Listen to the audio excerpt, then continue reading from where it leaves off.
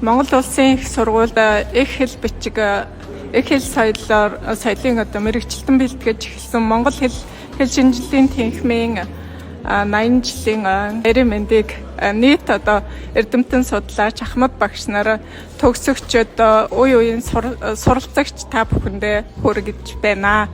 Төвд хэл бичгийн сургалт бол албан ёсоор 1957 оноос Монгол хэл түүхийн ангид бол төвд хэлний сонгон нээснээр нээж анхны төвдлөний ангийн эсэлтийг авснаар албан ёсоор эхэлсэн байдаг. Хамгийн анхны багш нь бол Бурятын агын татсанд гавжийн дамжаа барьсан дорж гавж байсан.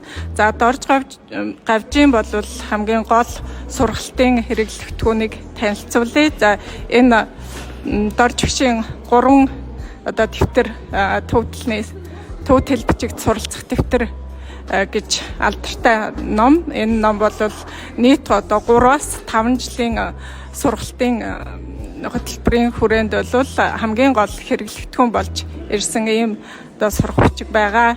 Гадан багш 1965 оноос нийтдээ 15 жил 300 гаруй оюутанд төвд хэл заасан байдаг. Тэгээ 1981 оноос Гандан хэд рүү хамт-ламаар шилжин ажиллах болсноор доктор профессор Дорцрунгийн Бүрнээ багш бол Гадан багшийн гарын шав. Тэгээд багшийнхаа тэр хичээл сургалтыг үргэлжлүүлээд багш нарынхаа ер нь гол бүтээлүүдээс танилцуулах юм бол за энэ Бүрнээ багшийн төвд Монгол тойл бичиг байна.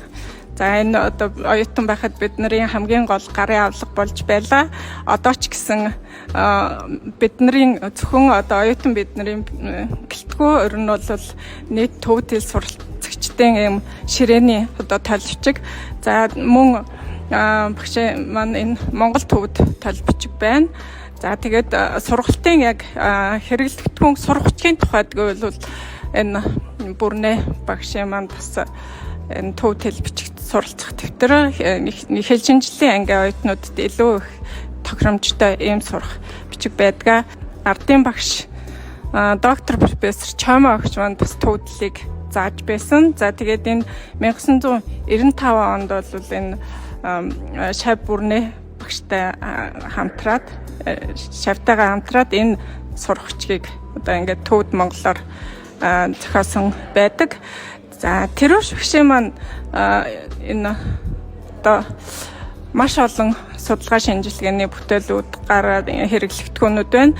За мөн төвд хэл бичигт суралцах дэвтэр 2-ыг ч зохиосон байдаг. За үүнээс гадна хамгийн гол энэ бүтээл бол энэ тойл бичиг 70-80 мянган хүүхдэд төвд хэлээрх тэр олон салбар ухааны нэр томьёонуудыг багтаасан ийм томоохон тойл бичиг байна. За Тэрүүш багшийн тухайд бол сурвалжийн судалгаанд бол нэлээд их хувь нэмэр оруулж байгаа.